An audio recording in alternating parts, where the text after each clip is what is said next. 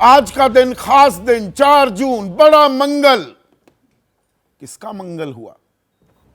इस सवाल का जवाब, और सीधा सवाल है ये, जवाब अभी अटका हुआ है दरअसल दर्शकों, क्योंकि चुनावी नतीजे और रुझान तो आ गए हैं। 543 की लोकसभा में 294 सीटों के साथ एनडीए को बहुमत मिल गया है। तो तीसरी बार एनडीए की सरकार, यह डंडी लगता है। लेकिन अब इसमें एक पेंच भी है।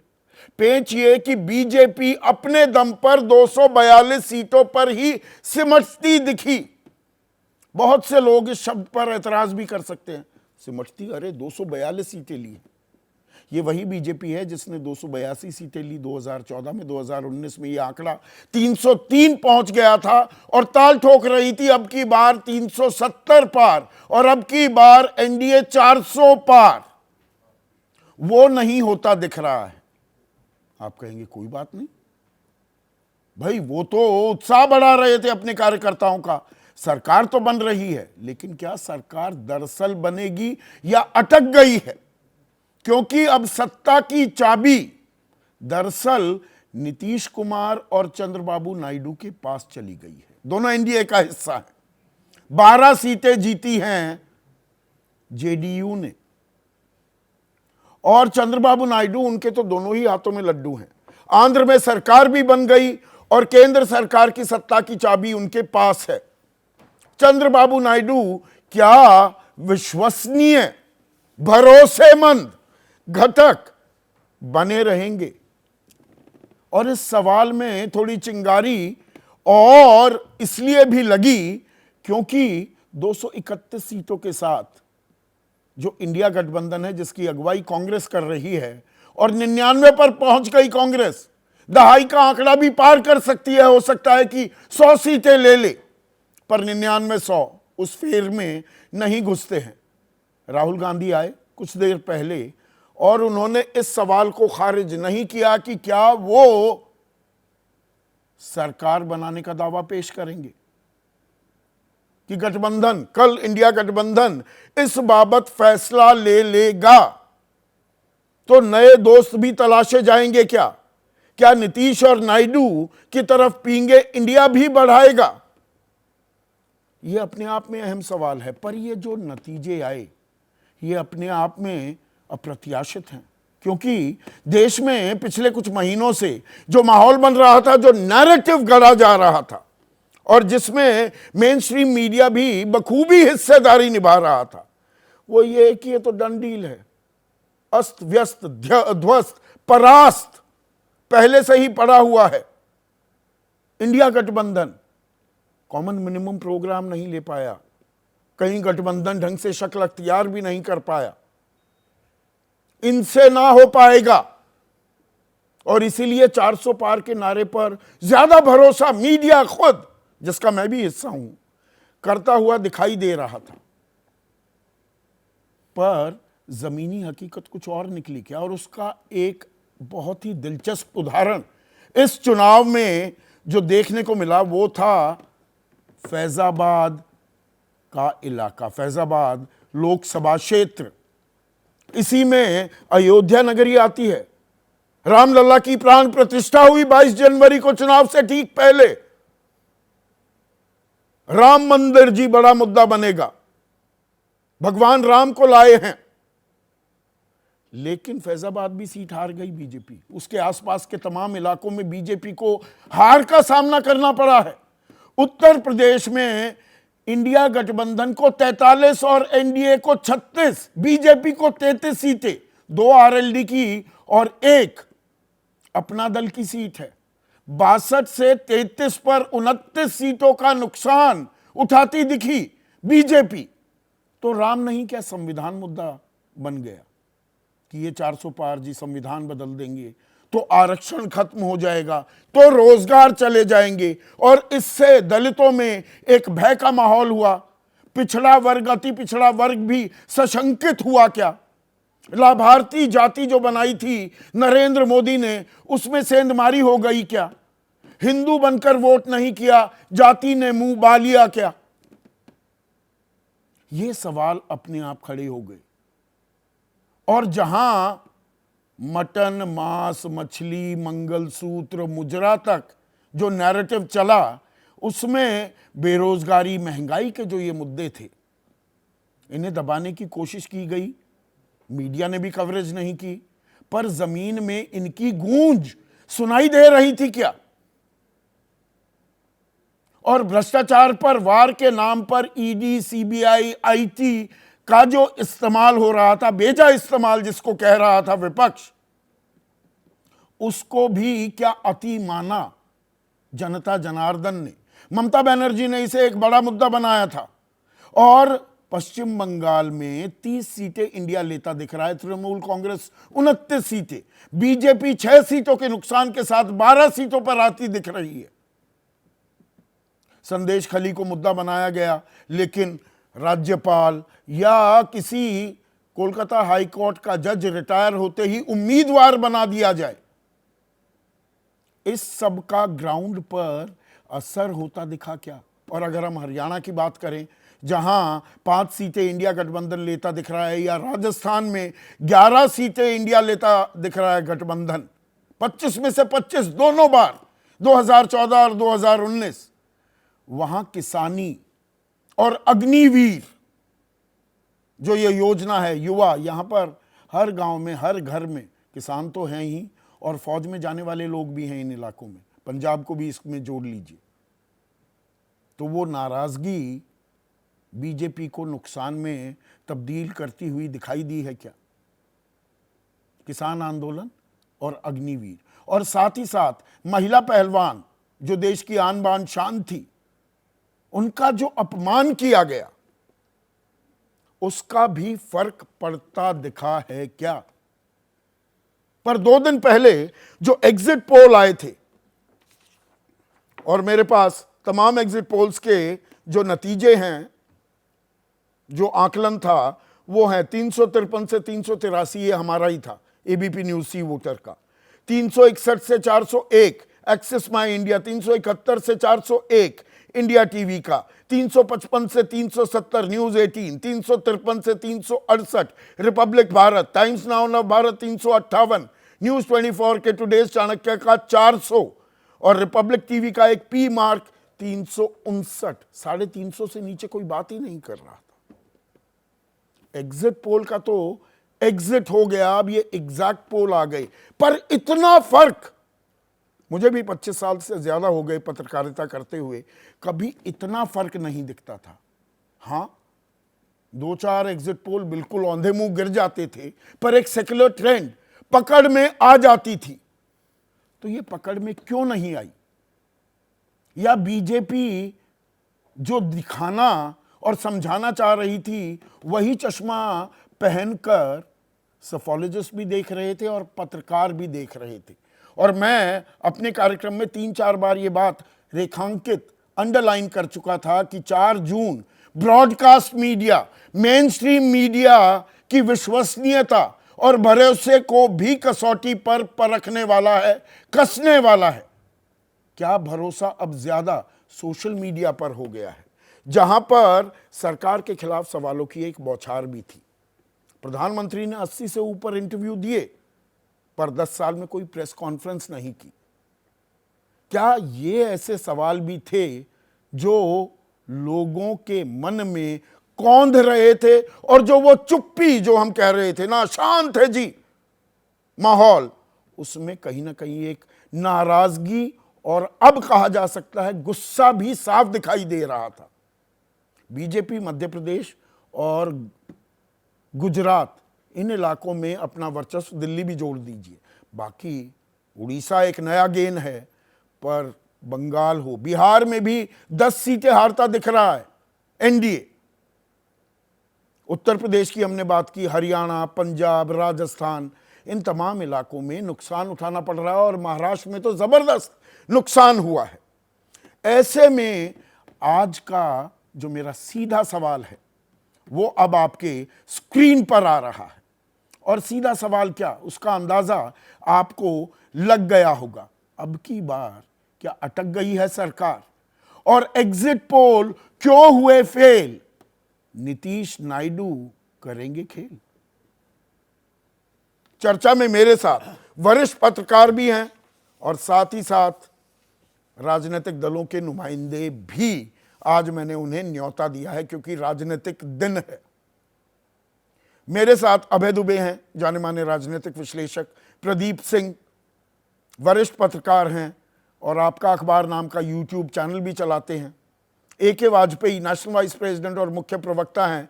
LJP रामविलास पासवान गुट के, इनकी थोड़ी अभी बाँछें खिल रही है पर मैं पूछूंगा, मौसम विज्ञान भी इनके साथ जुड़ता है, चुनाव का मौसम उसको परख लेते हैं और मौसम में कुछ बादल तो नहीं मंडरा रहे, ये इनसे जानना चाहूँगा।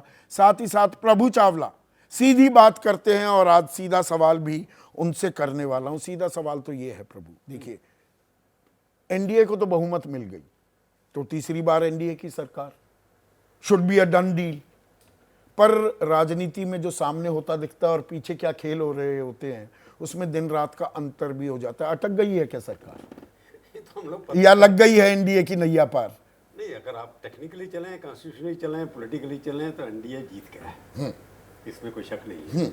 अब हम अटकलें लगाते रहे कि वो जाएगा या नहीं जाएगा, उनका बिहेवियर देखा जाए नीतीश कुमार का, कोई भी डाउट उठ सकता है, उसके ऊपर आप लोगों को शक करना, पत्रकारों को शक करना जरूरी रखता है। पर पत्रकारों को जो फर्स्ट इन्फॉर्मेशन होती है उसके ऊपर विश्वास करना चाहिए। अगर मेरे को नीतीश कुमार ने कहा है या उसके बहुत ट्रस्टेड आदमी ने कहा है कि ये होने वाला है, तब तो मैं चलाऊँ उस बात को। मैं ये मान करके चल रहा हूँ कि नीतीश कुमार, चंद्रबाबू नायडू अभी तक जुड़े हुए हैं। जब तक उनकी तरफ से कोई बयान आ नहीं जाता कि हम नहीं जुड़े हुए, तो मैं मान के चलता हूँ ये सरकार डन डील है।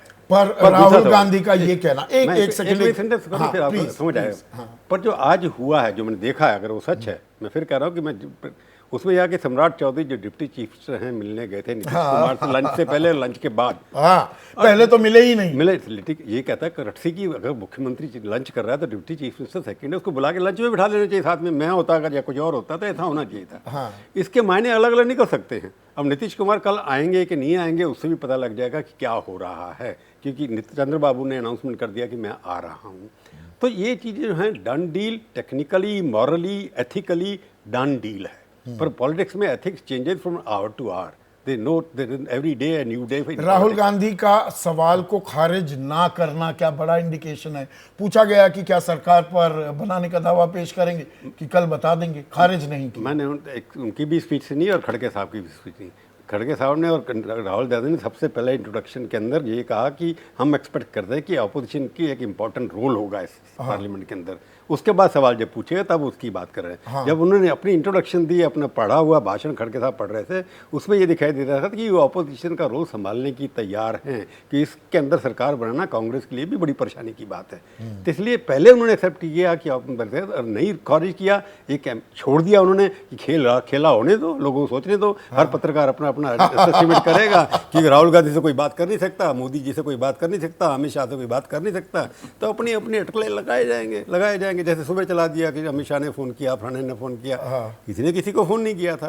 तो अभी ये लगता है कि एथिकली ये डन डील है, वो जीते हैं। पर एक बात और कह दूं, अटल बिहारी वाजपेयी के टाइम में जो आपने कहा ऐसा कभी नहीं हुआ। अटल बिहारी वाजपेयी के टाइम में भी एग्जिट पोल हुआ था और 260 सीटें बीजेपी को, NDA को दी गई थी, जबकि बीजेपी को 138 सीटें मिली थी। इस बार क्या परिवर्तन हुआ कि शोर इतना मचा, 400। अगर शोर इतना नहीं मचाते, जिस तरह से मीडिया ने, सबने, हर एक ने एक तरह का पोल दिखा दिया, उस शोर के अंदर 300 सीटें लगता है कि आपने बहुत ज़्यादा किया। तो क्रेडिबिलिटी इसलिए ख़राब हो रही है। पहले भी हुआ है कि 252 की जगह 138 सीटें मिली हुई हैं, तब इतना आश्चर्य नहीं होता था। तो इस बार इस तरह का ढोल बजाना शुरू कर दिया कि 400 पार, 370 पार, उसके ऊपर कोई लॉजिकल डिस्कशन होने के लिए तैयार नहीं थी। लोग काटने को दौड़ते थे, अभी क्वेश्चन को करो, इनके लोग भी दौड़ते थे जब अपने सवाल उठाए। तो कोई रियलिस्टिक डिस्कशन करने के लिए तैयार नहीं है। जब हाइप क्रिएट कर देते हैं, उसके बाद जब रिजल्ट आता है तो ऐसा लगता है कि बहुत बेड़ा गर्क हो गया। तो बीजेपी के चश्मे से मीडिया भी सारे नैरेटिव को देखने लगा और एक वो जो पुरानी कहावत भी है और उसका बड़ा बखूबी इस्तेमाल किया था मेरे सहयोगी, मैं उनका नाम लेना चाहूँगा, जैनेंद्र ने। उनसे पूछा गया था चुनावी प्रचार के दौरान बाहर माहौल क्या है, तो उन्होंने कहा कि देखिए, कोई सिर्फ ये कह दे कि बाहर बरसात हो रही है तो पत्रकार की इतनी जिम्मेदारी, इतना धर्म तो होता है ना कि खिड़की खोलकर तो देख ले कि बाहर बरसात ही हो रही है कि नहीं हो रही। तो क्या बरसात हो रही है या नहीं हो रही है, हम खिड़की खोलने के लिए भी तैयार नहीं थे प्रभु। मैं ये बता रहा हूँ कि इस बार मैंने उस दिन भी सवाल उठाया था, कल भी मैंने आपके चैनल पे कहा था कि यशवंत देशमुख आंकड़ों में और सीटों में दोनों में से गलत कहना कहीं प्रूव होंगे कि ये पॉसिबल नहीं है। मैं स्टैटिस्टिक्स पढ़ाता रहा हूँ, इकोनॉमिक्स का स्टूडेंट रहा हूँ, टीचर रहा हूँ, परंतु इस पर ये हुआ कि जब एक ही सब आपने पढ़े अभी फिगर, हर किस्म का जितना भी ओपिनियन पोल है, एक से लेकर नीचे से लेकर बड़े तक एक ही तरह की फिगर दे रहे हैं, तो इसका मतलब उनका सोर्स ऑफ डेटा जो उनके पास डेटा बैंक है वो 2014 का था। उन्हीं वोटरों से वो कांटेक्ट कर रहे थे, 2014 में भी, 19 में भी और 24 में उन्हीं से कांटेक्ट किया। सर्टिफाइड नहीं था डेटा। सर्टिफाइड मेरे को यही पता है, मेरे को ये लगता है कि इस तरह का एक तरह रिजल्ट आएगा। इसका जो आपका सोर्स प्राइमरी जो आपका जिससे आप वोटर से मांग रहे राय मांग रहे हैं, वो मतदाता बिल्कुल वही था 2014 था। एक वो आपने बैंक बना दिया किसी ने, उस बैंक में से आप फ़ोन करते रहिए, व्हाट्सअप करते रहिए, अब किसी ने चेक भी नहीं किया एडिटर्स ने। मैं जब ओपिनियन पोल देखता था इंडिया टुडे के अंदर, मैं पूरा चेक करता हर चीज़ को, प्रोनोरा से भी चेक किया मैंने कि कहाँ से स्टेट वाइज आया है। रिस्पॉन्सिबिलिटी एडिटर्स की भी हो जाती है जब आपका नाम जुड़ा हुआ उसके साथ, सवाल भरोसे का है ना, सवाल करना चाहिए कि नहीं। इसमें भी एक अजब गजब खेल होता है। अभी यशवंत को आने दीजिए।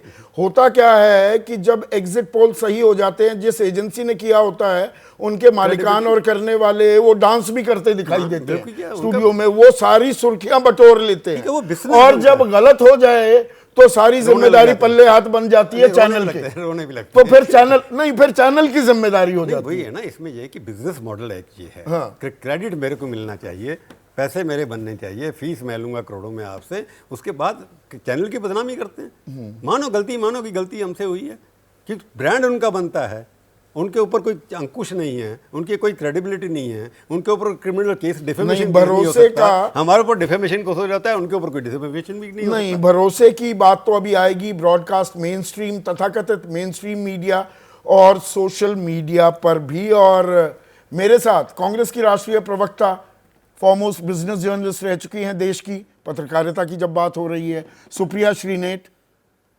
जेडीयू के युवा चेहरा हैं, उनके राष्ट्रीय प्रवक्ता हैं अभिषेक झा भी जुड़ गए हैं। और सुप्रिया, अब की बार अटक गई है सरकार, या आपको विपक्ष में बैठने का जनादेश मिला है एनडीए को सरकार बनाने का, और वो वही रहने वाला है?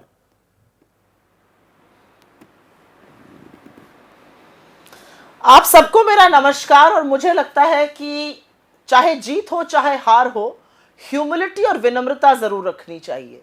ये जो 400 पार का नारा, ये जो ये था कि हम आने वाले हैं, हम बायोलॉजिकल नहीं हैं, हम ईश्वर की रूप हैं, ये सारी चीजें हिंदुस्तान की जनता ने एक बार फिर सबको दिखा दिया कि असली ताकत, असली पावर और असली जो जिसको सत्ता की चाबी है वो हमारे हाथों में।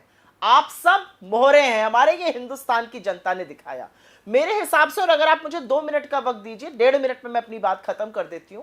मेरा मानना है इस इलेक्शन वर्डिक्ट को 3-4 तरीके से देखना चाहिए। एक, हिंदुस्तान ने सिरे से खारिज किया है और पूरी तरह से रिजेक्ट किया है, नकारा है नरेंद्र मोदी जी को, भारतीय जनता पार्टी को और उनकी नफरती राजनीति को। और मैं बताती हूं क्यों। भाजपा मेरे ख्याल से अभी 240 के आसपास है, ये आंकड़ा उनका 303 था, 63 सीटें करीब उनकी नीचे हैं। तो अगर भाजपा अवलोकन करना चाहेगी तो वो इसको अपनी हार मानेगी। मेजॉरिटी मार्क से जहां पे 400 पार का दावा हो रहा था, वहां से बहुत दूर है। घटक दल रहते हैं साथ में, नहीं रहते किसी को नहीं पता है अभी। आपने ईडी, सीबीआई, इनकम टैक्स के प्रेशर में जिन लोगों को साथ जोड़ा था, देखिए वो कब तक साथ रहते हैं। हो सकता है वो भी स्वतंत्र राजनीति करना चाहते हो, मैं उस पर ज्यादा टिप्पणी नहीं करना चाहती हूँ। पर फिर भी मैं इंटरवीन कर रहा हूं, single largest party by a long distance. आप 99 पर हैं, दूसरे नंबर की पार्टी बीजेपी 241 पर है, तो 143 सीटों का अंतर है। मैंडेट तो लोगों ने बीजेपी में ज्यादा भरोसा जताया है ना। और इसका नहीं मैंडेट नहीं जताया है, बीजेपी को रिजेक्ट किया है। 63 सीटें कम की है बीजेपी को। और इस देश की जनता ने कहा कि अगर इस संविधान पर कहीं पर प्रहार आएगा, संविधान पर कहीं दिक्कत आएगी, तो हम उठ खड़े होंगे। और मेरा मानना, और मैं पूरी विनम्रता से ये बात कहती हूं कि इंडिया गठबंधन ने एक होकर लड़ाई लड़ी, हमने कहीं पर अपना दिल बड़ा कर कर अपनी जमीन दूसरों को दी। और मेरा अपना मानना है कि जो बात राहुल गांधी ने भारत जोड़ो यात्रा से शुरू की थी, भारत जोड़ो न्याय यात्रा में, उसी पर हम टिके रहे। वही हमारे इंडिया एलाइज ने भी बोला और वही बात बढ़ी। वो रोजगार था, वो महंगाई था, वो गरीबी गुर्बत था, वो इनकम इनक्वालिटी था, वो कुछ ही लोगों के हाथ में सारे संसाधन था, वो किसानों का हक था और वो मजदूरों की बात थी। और मैं गिनती की बात यहां पर करना चाहती हूं। लोगों को संविधान के साथ खिलवाड़ नहीं पसंद है। इस देश की जनता ने 2-4 और बहुत बड़ी जनता चीजें ने करी, चुनाव वहां लड़ा पर भी या संदेश ये लेना आपने चाहिए। आपकी इस देश कोशिशों की का जनता नतीजा ने- है या ये स्वतः जनता ने चुनाव अपने हाथ में लिया? अब आप हमें किसी बात का क्रेडिट नहीं देना चाहिए तो कोई बात नहीं, लेकिन चुनाव तो जनता ही लड़ती है। उधर से भी सुप्रिया, जनता आप भी लड़ रही थी, पत्रकार इधर से भी रही हैं, जनता लड़ रही मैं थी, कोई यहां बात- क्रेडिट मुझे देने की लोकतंत्र रेस में हुई नहीं। जी हाँ, मैं किसी बिल्कुल। को क्रेडिट नहीं दूंगा। अपना काम है सवाल नहीं, पूछना, मैं तो कह रही कार्यक्रम हूं। का नाम सीधा सवाल। मैं तो ये पूछना चाहिए और खूब तगड़े सवाल पूछने चाहिए। और आपका मैं डिस्कशन सुन रही थी, मैं उस पर 2 मिनट में आ रही हूं। मेरा अपना मानना है कि अजय मिश्रा टेनी को हराकर जनता ने किसानों की शहादत का, उनको गाजर मूली की तरह रौंदने का बदला लिया। प्रज्वल रेवन्ना को हटाकर, जबकि वोट वहां पहले पड़ चुका था, जनता ने औरतों की आबरू का, उनके असम्मान का, उनके साथ हुए घृणित कार्य का बदला लिया। जनता ने ऐसे ही बदला अहंकार का लिया। आपने चुनाव जीता, स्मृति ईरानी जी चुनाव जीती थी, चुनाव में जीत हार लगी रहती है। आपने कहा ये राहुल गांधी का पीए था। आप राहुल गांधी से कहां मुकाबला करने चली थी? राहुल गांधी का पीए ही काफी था आपको 1,64,000 से हराने के लिए। तो नम्रता से, विनम्रता से, ये मैंने अपने लीडर से सीखा है। मेरे अंदर इतनी विनम्रता नहीं थी, ये मैं आपको बहुत असली बात अपने दिल की बता रही हूं। ये विनम्रता मैंने राहुल जी से सीखी है। जीतिए तो विनम्रता होनी चाहिए, हार में भी होनी चाहिए। लेकिन एक बहुत बड़ी बात और भी सिद्ध हो गई, और ये मेरा अंत का पॉइंट है कि मेन स्ट्रीम मीडिया, और आपको मैं उसमें इंक्लूड नहीं करती हूं क्योंकि आप तो हमें भी रौंद डालते हैं और उनको भी रौंद डालते हैं, लेकिन मेन स्ट्रीम मीडिया इस देश का अपनी साख गिरवी रखकर, अपने लोकतंत्र के चौथे स्तंभ के रोल को गिरवी रखकर जो पप्पा का प्रोपेगेंडा चला रहा था, वो पूरी तरह से इस देश ने खारिज किया। 80 इंटरव्यू से बात नहीं बनेगी, आपके मन की बात नहीं बनेगी। जनता के मुद्दे जो उठाएगा उसके साथ जनता उठ खड़ी होगी। मैं तो अभी यही नहीं बोल, मैंने उत्तर प्रदेश, महाराष्ट्र, राजस्थान में जो बड़ा बड़ा खेला हो गया उस पर तो अभी मैंने बात ही नहीं करी। उत्तर प्रदेश से मैं आती हूं और बहुत गर्व महसूस करती हूं कि लोग कहते हैं ना, लखनऊ से होकर जाता है दिल्ली का रास्ता, वो मार्ग प्रशस्त करती हुई जनता ने दिखाया है। प्रदीप जी, उत्तर प्रदेश इतना बड़ा रोड ब्लॉक, स्पीड ब्रेकर, कोई भी शब्द इस्तेमाल किया जा सकता है, वो कैसे साबित हुआ? 33 सीटों पर बीजेपी आ गई, 62 से 33, 72 थी 2014 में ये, और फैजाबाद सीट भी बीजेपी हार जाए, जहां राम मंदिर में धूमधाम से प्राण प्रतिष्ठा भी की गई, उसके आसपास के इलाकों में भी। ये इतना बड़ा बदलाव क्या हुआ और इसको हम पढ़ क्यों नहीं पाए? देखिए संदीप जी, किसी भी चुनाव के नतीजे में कई मुद्दों की भूमिका होती है, कोई एक मुद्दा नहीं होता। लेकिन मेरा मानना है कि इस चुनाव में विपक्ष को इस बात की बधाई देनी चाहिए कि आरक्षण के मुद्दे को वो ज़मीन तक ले गए, और आरक्षण के मुद्दे पर सबसे ज़्यादा उद्वेलित दलित समाज और एक वर्ग जो है अति पिछड़ा समाज का, जो चुपचाप जाता है, वोट देकर चला आता है, वो शोर नहीं मचाता, बोलता नहीं है। मुझे पैसिविटी नहीं थी, वो चुपचाप, हाँ, वो नाराजगी से और गुस्से से भरा बैठा हाँ, था कि उसको लग रहा था। देखिए, उसके लिए संविधान का एक ही मतलब है, आरक्षण। उसको लगता है कि आरक्षण अगर खत्म हो जाएगा तो हमारे लिए हमारा भविष्य अंधकारमय हो जाएगा। और विपक्ष इस मामले में सफल रहा ये समझाने में कि ये 400 की मांग इसीलिए कर रहे हैं कि इनको संविधान बदलना है, आरक्षण खत्म करना है। पर जैसी बीजेपी उसकी काट नहीं कर पाई। नहीं, जैसे नतीजे हमें उत्तर प्रदेश में आते दिख रहे हैं, मतलब आगे निकल गया इंडिया गठबंधन, जो आखिरी मोमेंट पर तो वो सिला गया वो गठबंधन, पर बिहार में वैसे नतीजे नहीं दिखते। बिहार में 10 सीटें इंडिया को मिलती हैं, मुद्दे वही थे। हाँ, मुद्दे वही थे। हाँ। इसलिए कि बिहार में बीजेपी के साथ जो कोलिशन था, सोशल कोलिशन, उसमें 2 दलित नेता थे, चिराग पासवान और जीतन राम मांझी। तो उनकी वजह से जो है बिहार में बीजेपी बच गई। अगर मान लीजिए ये दोनों आरजेडी के साथ या जो है महागठबंधन के साथ होते तो शायद उत्तर प्रदेश जैसी ही स्थिति बिहार में भी होती। तो उत्तर प्रदेश में जो दलित वोट है वो नहीं, एक चीज पकड़ नहीं पाए। हाँ। उत्तर प्रदेश में जो दलित वोट गया है, इस गठबंधन को वो कांग्रेस के कारण गया है। राम नहीं वो- चला, संविधान नहीं चला। नहीं, वो संविधान बिल्कुल चला। वो इसलिए गया है, वो कांग्रेस के प्रति ज्यादा आश्वस्त है समाजवादी पार्टी से। हिंदू अगर मुसलमान- ये अलग अलग होते हाँ। तो समाजवादी पार्टी को दलित वोट नहीं जाता। हिंदू मुसलमान का नैरेटिव जो लगातार चलता रहा और दूसरे चरण के बाद तो बहुत तेजी उसमें आई, और ये सारा मंगलसूत्र का भी, और पाकिस्तान भी घुस गया, सारा आरक्षण उनको दे दिया जाएगा, आपकी जमीन जायदाद सोना चांदी वो सब मुसलमानों को बांट दिया जाएगा। वो बीजेपी का एक ट्राइड टेस्टेड फॉर्मूला है, ये फॉर्मूला बिल्कुल फेल कर गया। देखिए, हिंदुत्व नहीं चला, विकास नहीं चला। अयोध्या में जितना विकास हुआ है पिछले 60-70 सालों में नहीं हुआ होगा, लेकिन इसके बावजूद अयोध्या से बीजेपी हार गई। अब अयोध्या में आप देखिए, कैंडिडेट सिलेक्शन को भी ध्यान में दीजिए। अयोध्या जो है वो जनरल सीट है, वहां से समाजवादी पार्टी ने पासी समाज के उम्मीदवार को उतारा। कैंडिडेट सिलेक्शन की जो आप बात कर रहे हैं, बीजेपी ओवर कॉन्फिडेंस में तो नहीं थी कि मोदी के नाम पर चुनाव जीता जाना है या हारा बीजेपी इस जाना है? कॉन्फिडेंस सांसद बेईमानी हो गए थे क्या? बीजेपी इस कॉन्फिडेंस में थी कि बिजली के खंभे को खड़ा करेंगे और वो जीत मैं जाएंगे। वही सवाल पूछ रहा। हाँ, तो ये जो है, लोगों ने कहा कि ये नहीं चलेगा।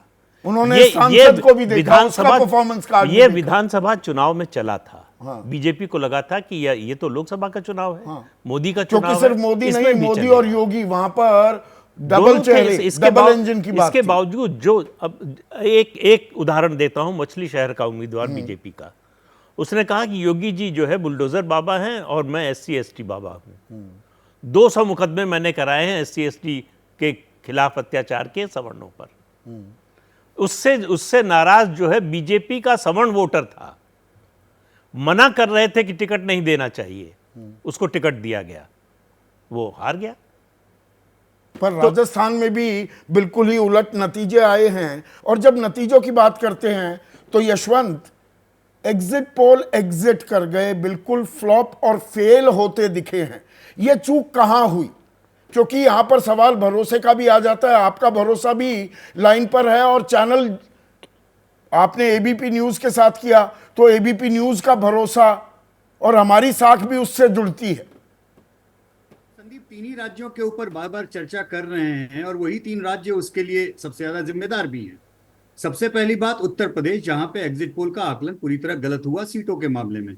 मजेदार बात यह है कि हमने सही पकड़ लिए, सीट हम नहीं पकड़ पाए। अब ये गुत्थी कोई भी सुलझा दे तो बड़ा आनंद आए, क्योंकि जितना वोट बीजेपी को मिला है अभी इस समय, उतना ही वोट विधानसभा चुनाव में मिला था जहां पे उनकी जीत हुई थी।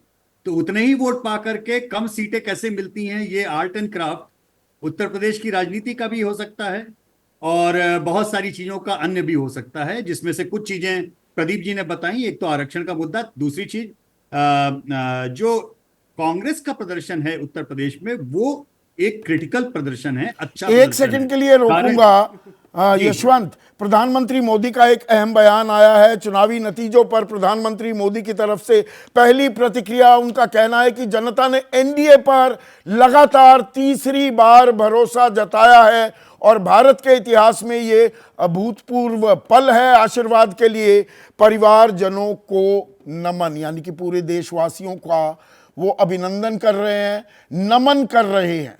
यहां पर दिलचस्प बात यह है कि NDA को तीसरी बार जिताया है, पर सवाल अभी यहां पर अटका हुआ है, उसको आगे बढ़ाऊंगा। पर अभी हम एग्जिट पोल की बात कर रहे थे। यशवंत, बात जारी रखिए प्लीज। तो दो चीजें जो उसमें बहुत महत्वपूर्ण है उत्तर प्रदेश में समझने की। जो एक तो प्रदीप जी ने बोला कि जो कांग्रेस के साथ में दलित मतदाताओं को उस तरीके की बिल्कुल भी एलर्जी नहीं है। कांग्रेस उनका पुराना घर रहा है दलित मतदाताओं का, जो समाजवादी पार्टी के साथ में हो सकती है, क्योंकि सोशल इक्वेशन ग्राउंड के उत्तर प्रदेश के आप भी अच्छे से जानते हैं। तो एक तो कांग्रेस का साथ आना उनको लाभ दिया है, नो डाउट अबाउट दैट। दूसरी चीज ये ध्यान रखिए कि पिछली बार मायावती केवल 40 सीटों पे लड़ी थी संदीप, और 40 सीटों पे बाकी लोग लड़े थे। जिन 40 सीटों पे मायावती इस बार लड़ी, जहां पिछली बार नहीं लड़ी थी, यह सर्वविदित तथ्य है कि 5 साल पहले बची हुई 40 सीटों पे मायावती का वोट बैंक पूरी तरह से समाजवादी पार्टी को ट्रांसफर तो नहीं मतलब हुआ। मैं ये समझ गया, एक मिनट प्रभु, मैं समझ गया कि वहां थोड़ा खेल कॉम्प्लिकेटेड था, पर राजस्थान में नतीजे इतने उलट कैसे आ गए? नहीं, राजस्थान में आपको वहां पता पर है, तो सीधी फाइट थी। राजस्थान में वोट शेयर कितना है? बीजेपी 50% वोट शेयर पे है। देखिए संदीप, हम बार बार बोलते हैं सर्वे का विज्ञान वोट शेयर पे खत्म होता है और उसके आगे हम एक्स्ट्रापोलेशन करते हैं। 50% वोट शेयर लेकर के कोई पार्टी अगर इस तरीके के नतीजे लेके आए, इसका मतलब केवल और केवल कैंडिडेट का सीट सिलेक्शन का आपका प्रॉब्लम है, या घर के भीतर की आपकी कुछ ऐसी लड़ाई और ऐसे षड्यंत्र पर्दे के पीछे आपके पीछे चल रहे हैं, खुद के, अब विपक्ष के नहीं, आपके खुद के, जिसके लिए आप केवल और केवल और आप ही पश्चिम उत्तरदायी हैं। बंगाल में 27 से 29 सीटें बीजेपी को, पर दरअसल 30 सीटें, 29 तृणमूल और 1 कांग्रेस, 30 सीटें इंडिया गठबंधन लेता दिखता है। जी, पश्चिम बंगाल हमेशा से हमने बोला है कि बहुत कांटे की टक्कर रहने वाली है, और ममता दीदी को कम आंकना अभी नहीं चाहिए था। हमने कभी भी, इनफैक्ट महाराष्ट्र और पश्चिम बंगाल, ये 2 राज्य हमेशा हमने फ्लैग किए कि इन 2 राज्यों में एक एक सीट पे कांटे की लड़ाई होगी। महाराष्ट्र में 1.5 साल से हम ट्रैकर में बोल रहे हैं कि बीजेपी की हालत खराब है, इनके गठबंधन की। नहीं, क्योंकि महाराष्ट्र में आप ठीक वहां थे, पे पर जिस तरह पश्चिम की बंगाल में नहीं। नहीं, पश्चिम बंगाल में भी हमने इस बात को सेम यही बात बोली थी कि वहां कांटे की लड़ाई होगी, लेकिन पश्चिम बंगाल एक अलग राज्य है। संदीप प्लीज इस बात को समझिए, पश्चिम बंगाल में पिछले विधानसभा चुनाव का इसमें जो नतीजा चैनल्स आया की था, भी, मैं देखिए बिल्कुल सीधी बात कर रहा हूं जी यशवंत, चैनल्स की भी और सफोलॉजिस्ट की भी विश्वसनीयता अब सवालों के घेरे में आ गई है क्या? बिल्कुल आएगी संदीप। अगर आप 400 पार चीख के चैनल की तरह बोलेंगे तो आपकी विश्वसनीयता गले में आएगी। हमने तो कभी नहीं बोला 400 पार। नहीं, आपने इतनी 353 बार से बोला मुझसे कि जजमेंट क्या 383 400 आपने पार बोला, होगा। तो मैंने हमेशा चैनल आपको बोला उन कि फिगर्स ये नाराज के नहीं होगा। साथ तो स्टैंड करेगा ही।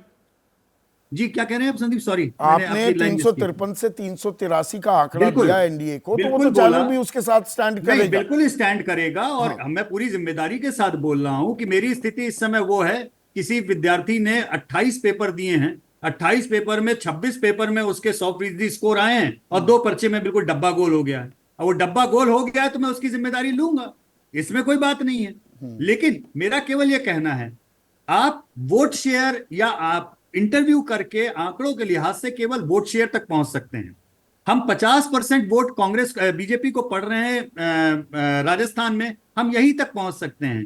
45% वोट और एनडीए को नहीं, पड़ ये रहे हैं सिर्फ उत्तर आपकी प्रदेश बात में, हम नहीं है यहीं तक यशवंत, पहुंच सकते हैं। सारे के सारे एग्जिट पोल औंधे मुंह पड़े हैं, और ये पहली बार ऐसा होता दिखा है। 2004 का आपने जिक्र किया प्रभु, पर वहां पर भी नेसेयर्स भी थे, ऐसा नहीं कि हर कोई 260 ही कह रहा था, यहां तो सब 350 पार कह रहे थे। मैं तो संदीप, मैं इनसे पूछना चाहूँगा कि इन्होंने जब उस दिन बैठे थे एग्जिट पोल में, बड़े जोर शोर से कह रहे थे, मैंने उसी दिन कहा था कि परसेंटेज कुछ है, सीट्स गलत है, और कल भी कहा था इनको मैंने गलत होगा।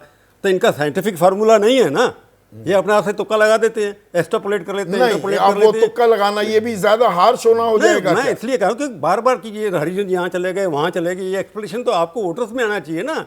आप जर्नलिस्ट क्यों बन रहे हैं? आप सेफोलॉजिस्ट हैं। आपने जब इंटरप्रिटेशन, आप कह रहे हैं कि दलित वहाँ चले गए, दलित कैसे, आपको कैसे पता दलित वहाँ चले गए? आपके पास फिगर्स आई थी, उसमें दलित के वोट्स भी आपको दिखाई दिए थे, कितने दलित ने दिया, किसने दी दिया, आपने शेयर किया सबके साथ। तो कहीं ना कहीं साइंटिफिक, आपको जैसे चैनल की बदनामी होती है, आपका मुस्लिम ने कितना दिया, महिलाओं ने कितना, सब आपके पास वोट्स हैं। ठीक उसके है, ऊपर बात- रिस्पॉन्ड कीजिए यशवंत, क्योंकि अभी ये हमने बड़ी उसको डिबेट रिपोर्ट है, किया। बहुत सारा जब खाका एग्जिट खींचना पोल है। में हमने संदीप रिपोर्ट किया कि दलित जा रहे हैं 100 में 30 उधर जा रहे हैं, हमने तो ये बात रिपोर्ट की। हमने कब नहीं रिपोर्ट किया? तो और चलिए वाकई एक से जमीन, दिखा सकते हैं। उसके बाद एक भी मिनट। दलित ने किया, फिर आप एक्सप्रेशन दे रहे हैं कि इसकी वजह से सीटें बदल गई। क्योंकि ये सीटें कैसे बदल जाएंगी? प्रभु पिछले इलेक्शन में 45% वोट विधानसभा में जो पार्टी जीत के आई है, वो 45% वोट पा रही है। आप 45% वोट शेयर के ऊपर, प्रभु चावला आप इतने अनुभवी आदमी हैं, आप बताइए, आप बीजेपी को 35 सीटें देते उत्तर प्रदेश में? मैंने कल आपको कहा था कि परसेंटेज गलत है, सीटें गलत हैं, उस दिन भी कहा था और क्या कल भी चीज कहा गलत था। है? कल मैंने क्या वहां बोला पर था? यही बोला कि आपकी परसेंटेज गलत निकली या सीटें गलत निकली। चलिए ये कोई हमारी आपसी percentage डिबेट सही नहीं है, है, सीटें इसमें गलत एक निकली। हाँ, मिनट सीट गलत निकली है, बस मान एक लीजिए। मिनट प्रभु और यशवंत, मैं मैं तो थोड़ा कह सा ही रहा विराम हूं। देना मैं तो चाहूंगा। इस बात को कह ही और रहा हम हूं। यहाँ सब परिपक्व लोग बैठे हैं और लंबा तजुर्बा लिए हुए बैठे हैं, आपका सबसे लंबा तजुर्बा है। गलतियां भी हो जाती हैं, साख विश्वसनीयता बहुत ज़रूरी होती है। सफोलॉजी अपने आप में एक साइंस है, पत्रकारिता हम करते हैं, हमारा अपना एक धर्म होता है। अगर चूक होती है तो चूक को मानने में, कबूलने में कोई भी गुरेज नहीं होना चाहिए। पर एक मिनट यशवंत, अभिषेक, सवाल अब यहां आ गया है एनडीए की सरकार, प्रधानमंत्री भी कह रहे हैं तीसरी बार लगातार एनडीए की सरकार बन रही है, बन जाएगी एनडीए की सरकार? क्यों नहीं बनेगी? आपने भी जो टैली अभी अपने स्क्रीन पर चलाई है उसमें भी आपको एनडीए पूर्ण बहुमत पाता दिख रहा है। और बहुत तरह की बातें की जा रही है, बहुत तरह के इंटरप्रिटेशंस हैं, लेकिन उन इंटरप्रिटेशंस में कोई दम नहीं है। बिहार में बाहर है नीतीश कुमार है। आपने देख लिया कि जिस अभी आरक्षण के मुद्दे की चर्चा लगातार हो रही थी, उस आरक्षण के मुद्दे के हिसाब से भी नीतीश जी के नेतृत्व में बिहार की सरकार ने पहले ही बहुत बेहतर काम किया, जातीय गणना भाई कराई, 10 आरक्षण के सीटें दायरे हारे को। ना, पिछली और वो बार एक 40 में से रूल 39 थी, तो जान बची तो लाखों पाए मोड में है क्या आप, या इसे बम्पर जीत मानेंगे? देखिए हम नहीं नहीं नहीं, देखिए मसला ये है कि हमने अपना बेंचमार्क बहुत ऊपर रखा था और हम सीटें हारे, इसमें कोई गुरेज नहीं कहना। और ये जनादेश का सम्मान करते हुए इस बात को एक्सेप्ट करते हैं, हमें सीटें हारी, हम इसका विश्लेषण करेंगे, हम पूरी तरीके से एनालिसिस करेंगे कि सीटें हमने हारी तो किन कारणों से हारी है। दूसरा बीजेपी ने 5 हारी, आपने 4 हारी, एलजेपी ने भी बाजी मारी यहां पर। हमने हमने हमने हमने एक सीट पर कम चुनाव भी लड़ा था वहां बिहार के अंदर, और हम इंडिया सीटें तो हारे आप ही ने हैं, खड़ा फिर भी किया सीट था, पे नीतीश हम कुमार चुनाव रचयिता लड़े। थे इंडिया के। इंडिया में थोड़ी जान सी आती दिख रही है, और आपके और टीडीपी की मोटी मोटी मैं 30 के करीब सीट मानूं, 292 में से 30 घटा दूं तो 262 हो जाता है, 233 में 30 जोड़ दूं तो 263 हो जाता है। नायडू नीतीश के एक पाला बदलने से खेल पूरा पलट जाता है। जी, संभावनाओं की बात कर रहा हूं मैं, कयासबाजी नहीं कर रहा हूं। एक सिनारियो ये बनता दिखता है।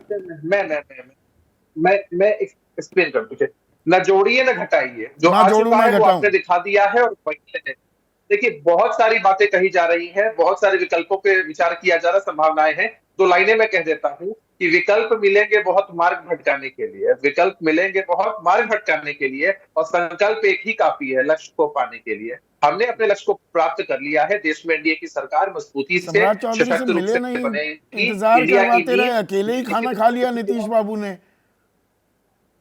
फिर बाद में मैंने वक्त दिया कुछ। सब बेबुनियादी बातें हैं, मीडिया बेबुनियादी में हैं। चल रही खबरें, ऐसा नहीं होता है।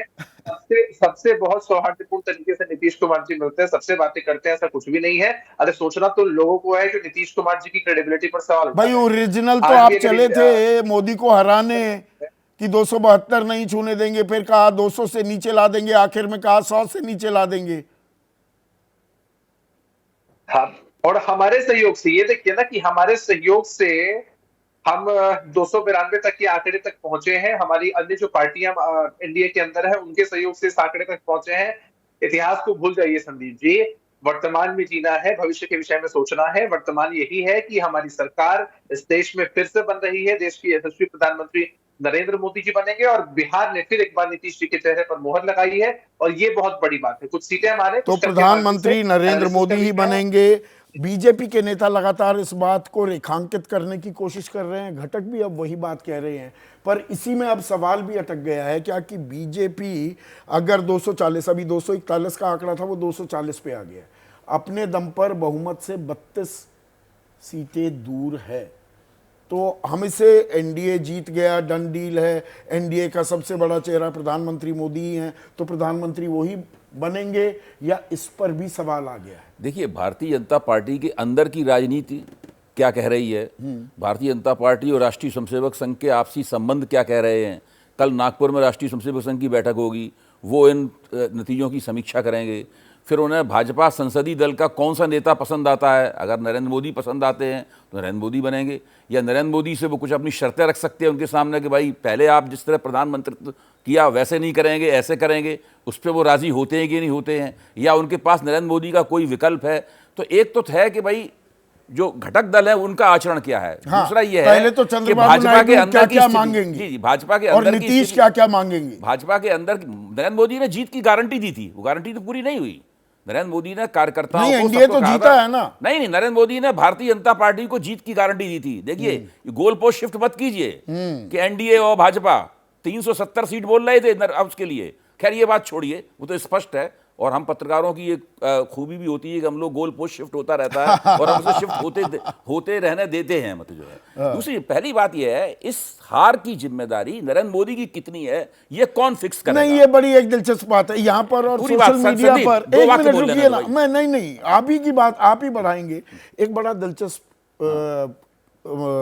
तरीका चल रहा है सोशल मीडिया पर कि जीतने वाला मायूस है और हारने वाला खुशियां मना रहा है, जश्न मना रहा है। भाई जीता तो एनडीए है, इंडिया दरअसल पीछे आ रहा है। तो जो आज का अभी चल रहा है दोपहर में, ये बहुत वायरल हो रहा है, तो मैं वो जोड़ना चाह रहा था। बात आगे बढ़ाइए। देखिए, जैसे ही कांग्रेस का घोषणा पत्र आया और नरेंद्र मोदी ने उस घोषणा पत्र को देखा, उनको लगा कि ये बहुत ही खतरनाक दस्तावेज है।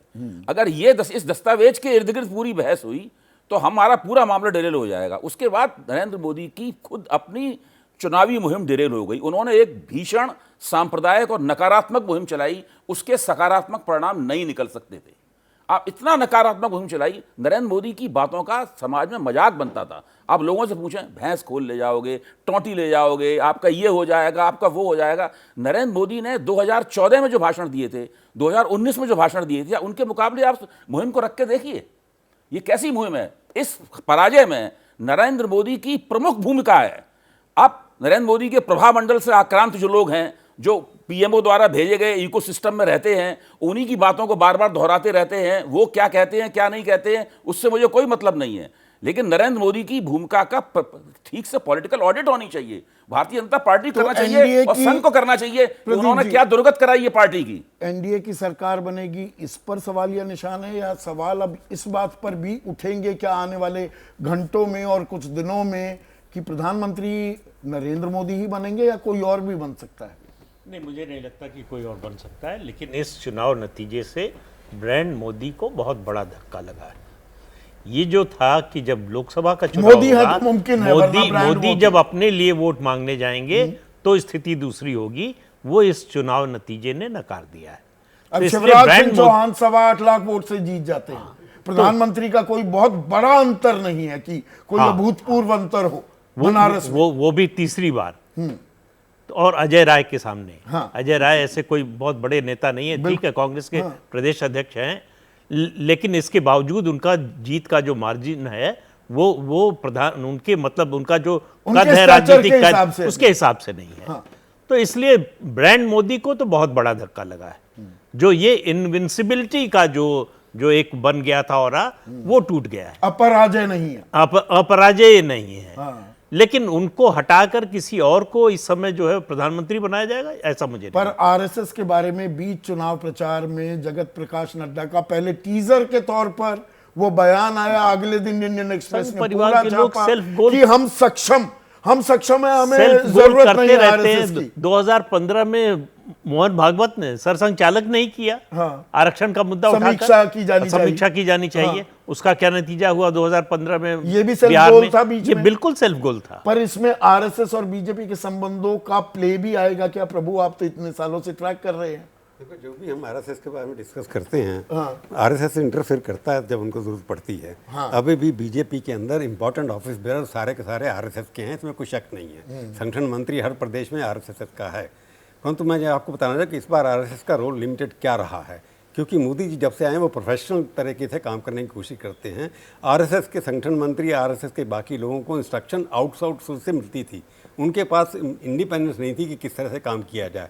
तो बाकी जो एजेंसी बाहर से हायर की, किस तरह का पब्लिसिटी मटेरियल होगा, किस तरह के इश्यूज़ को रेज किया जाएगा, किस तरह से उनको एम्पलीफाई मीडिया के थ्रू किया जाएगा, किस तरह मीडिया, ये सब बाकी लोग कर रहे थे। तो आरएसएस का रोल जो है बड़ा लिमिटेड था in the selection of candidate and प्रचार के। अब सक्रिय होता दिखेगा क्या? अब सवाल ये है, असल सवाल तो वही है। मैं उसी पे आ रहा हूँ। जैसे मैं बता रहा हूँ कि एक बार क्या हुआ था, आरएसएस जब इंटरफेयर करती है, जैसे अटल बिहारी वाजपेयी जी ने जसवंत सिंह को फाइनेंस मिनिस्टर का लेटर अपॉइंटमेंट प्रेसिडेंट के पास भेज दिया था। मेरे पास लेटर की कॉपी अभी भी है। उसी दिन शाम को सुदर्शन जी फ्लाई करके बैंगलोर से आए, हटा करके जसवंत सिंह न बन गए थे। उसके बाद अडवाणी जी के बर्थडे के अंदर भागवत साहब उनके घर में बैठे थे, जब 2006-08 के अंदर वो अध्यक्ष थे उस वक्त, पाकिस्तान से आए थे। उस समय सब ऐसा लग रहा था कि भागवत जी बड़े खुश हैं उगड़, और 5 दिन के बाद अडवाणी जी अध्यक्ष पद से हट गए थे। तो जब आरएसएस को रोल प्ले करना होता है वो बताते नहीं है। हम जो अटकलें लगा रहे हैं, अगर आरएसएस को अभी तक मेरे को लगता नहीं है कि आरएसएस खुश होगी कि इतना एजेंडा आरएसएस का था। आरएसएस का एजेंडा क्या था? राम मंदिर बन जाए, 370 खत्म हो जाए, ये सब कर दिया उन्होंने। सीधा सवाल, तीसरी बार एनडीए सरकार और प्रधानमंत्री नरेंद्र मोदी। मैंने शुरू में कहा कि एथिकली, टेक्निकली, लीगली एनडीए की विक्ट्री है और मोदी उनके नेता अभी तक हैं। ऐसा ही होगा क्या? ऐसा होना चाहिए एथिकली, पर उसके बाद अब नीतीश कुमार जहां पर है वहां कई बार डाउट हो जाता है ना। मेरे दिमाग में कोई डाउट नहीं है, परंतु लोगों के दिमाग में हो जाता है कि नीतीश कुमार जैसे उनके कह रहे हैं प्रवक्ता, मेरे को कोई डाउट नहीं है कि जो कह रहे हैं सच नहीं है। परंतु राजनीति में कहोगे क्या क्या पता किसको क्या। ए के वाजपेयी मुस्कुरा रहे हैं, देखिए मुस्कुरा क्या खुशी है जो छिपा रहे हैं। 100% गम नहीं कह रहा हूं। 100% रिजल्ट 100%। अरे आप दरअसल एनडीए के चैंपियन तो बिहार में आप साबित हो गए। 5 लड़े 5 जीते। भाई बीजेपी 17 में से 12, 16 में से 12 जेडीयू। यस चाचा जीते कि नहीं? नहीं, चाचा तो लड़े ही नहीं। लेकिन इससे बड़ा क्रेडिट चिराग को जाता है जिसने मेहनत करके 5 साल में प्रधानमंत्री मोदी को नहीं जाता। उनको अलग जाएगा, लेकिन अच्छा, हमारा अलग जो जाएगा। यंग ब्लड है उनको तो जाना ही चाहिए 5 सीटों का। क्या बात कर रहे हो? वो पिताजी थे तब तक बात अलग थी, पिताजी के जाने के बाद जो संघर्ष किए और उसके बाद जो निकाल के लाए वो बड़ी चीज है। 100% स्ट्राइक रेट। 100%। घर से भी निकाला गया था। हाँ बिल्कुल, वो सबको मालूम है, तो उसमें कहाँ दिक्कत है? तो अभी पे बैक टाइम भी हो जाता है ना राजनीति में। नहीं नहीं, वो राजनीति में ऐसे नहीं होता। ऐसे नहीं राजनीति होता। में अपना टारगेट क्लियर रखिए। चुनाव लड़ा है, चुनाव लड़के 5 जीते, लेकिन मैं एक बड़ा सीरियस मामला भी डिस्कस आप कर रहे हैं, एग्जिट पोल का। एग्जिट पोल का नुकसान जो छवि का हुआ वो तो हुआ ही हुआ। लाखों करोड़ रुपए शेयर मार्केट में 2 दिन के इधर के उधर हो गए, और सिटीजन क्या, आम आदमी के पैसे डूब गए। उसका कौन जिम्मेवार है? तो ये, और मुझे याद है there is a provision under the election rules कि एग्जिट पोल आप लोग कर नहीं सकते हैं। सर इनको सेफोलॉजिस्ट को बात मैं कर रहा हूँ, वो बैन है उसमें, लेकिन कोई ध्यान नहीं देता इन चीजों को। तो फ्यूचर में क्या एग्जिट पोल होना चाहिए, नहीं होना चाहिए, ये बड़ा अकाउंटेबिलिटी जवाबदेही तय होनी चाहिए। तय होनी चाहिए। मैं यहाँ पर यशवंत आपसे क्विक कमेंट चाहूंगा, क्योंकि आप देश के सबसे बड़े सफोलॉजिस्ट में से एक हैं। क्या सफोलॉजिस्ट के अकाउंटेबिलिटी, जिम्मेदारी वो तय होनी चाहिए, कुछ मानक होने चाहिए, पैमाने होने चाहिए? पैमाने बिल्कुल होने चाहिए संदीप, इसमें कोई शक नहीं। और मैं दरअसल पहला पैमाना तो जो मैं बहुत समय से बोलता रहा हूं एबीपी पे, और आज प्रभु चूंकि इस बात को दोबारा दोहरा रहे हैं, इसलिए मैं खुद अपने लिए तय कर रहा हूं कि जब मैं ये मानता हूं कि सर्वे विज्ञान, सर्वे का साइंस वोट शेयर पे रुक जाता है, तो उसको सीट के एक्स्ट्रापोलेशन वाले काम में सावधानी बरतना छोड़िए, उसे शायद छोड़ ही देना चाहिए। जैसे सीएसडीएस ने छोड़ा था वो काम राजीव कारेंकर को दिया जाता था। क्योंकि वो आप सिर्फ ये देखिए ना, परसेंटेजेस देते थे। 28 में से 25 या 26 जगहों पे सही पाकर के भी अगर 2 जगह की गलती से सारे आंकड़े मेरे उलझ रहे हैं, परेशान हो रहे हैं, और मुझे जवाबदेही के लिए बैठना पड़े, तो मेरे लिए भी अच्छा नहीं है। मैं क्यों करूं ये, मैं क्यों करूं? प्रभु जी का बिल्कुल सही सुझाव है। नहीं, मैं आपकी इस साफ गोई की दाद दूंगा। आप जवाबदेही, जिम्मेदारी तय होने के लिए कुछ मानक हो, कुछ पैमाने हो, उसके लिए तैयार चाहिए। जीएसटी होने चाहिए। और उसमें ऐसी उम्मीद थी ऐसे नतीजे आएंगे उत्तर प्रदेश में। आपके नेता भी, मैं सबसे बात कर रहा था तो कि भाई कहते हुए डर लग रहा था कि हाँ थोड़ा बदलाव तो दिख रहा है, पर ऐसी उम्मीद थी। क्या ईमानदारी से जवाब दीजिएगा घनश्याम? और को पैनलिस्ट को सभी को इस दिन की शुभकामनाएं कि आज के दिन नरेंद्र मोदी और अमित शाह जी का जो खूंखार सपना था देश में तानाशाही लाने का, वो चकनाचूर हो गया। इसके लिए हर वोटर को, देश के हर नागरिक को बधाई। रही बात, ऐसी उम्मीद थी जब हम उस सपने को उखाड़ रहे थे जड़ से उत्तर प्रदेश में, जहां पे अयोध्या में भारतीय जनता पार्टी हार गई, जहां पे प्रधानमंत्री जी बमुश्किल कुछ एक्स्ट्रा वोट से जीत रहे हैं, अमेठी में स्मृति ईरानी जी हार रही हैं, तो ये हमें जानकारी थी कि जमीन पर, खेतों में, सड़क पर कैसा माहौल है। भारतीय जनता पार्टी को ये जानकारी तब हुई जब पहले 2 फेजेज में उनकी खराब परफॉर्मेंस हुई, और उसको सकारात्मक रूप से लेने की जगह भारतीय जनता पार्टी ने प्रधानमंत्री जी के नेतृत्व में नकारात्मक रूप से लिया कि चुनाव को मीट, मछली, मटन, और अंत में चुनाव उन्हें मुजरा लगने लगा। तो जनता ने बता दिया कि जनता तय करती है कि धुन कौन सी होती है, और स्वयं को चुनाव घोषणा से पहले 400 पार कहने वाले, एग्जिट पोल में तरह तरह की धांधली के आरोप आए, उसमें 400 पार कहने वाले लोग, जब जनता उनके सपनों को चकनाचूर करती है तो वो नई सरकार नहीं बना पाते। मैं एक तो खटाखट फटाफट भी हो गया, थोड़ा आपको कम वक्त दे पाया। 20 सेकंड में आप कुछ इंटरवीन करना चाह रही थी सुप्रिया, सिर्फ 20 सेकंड है।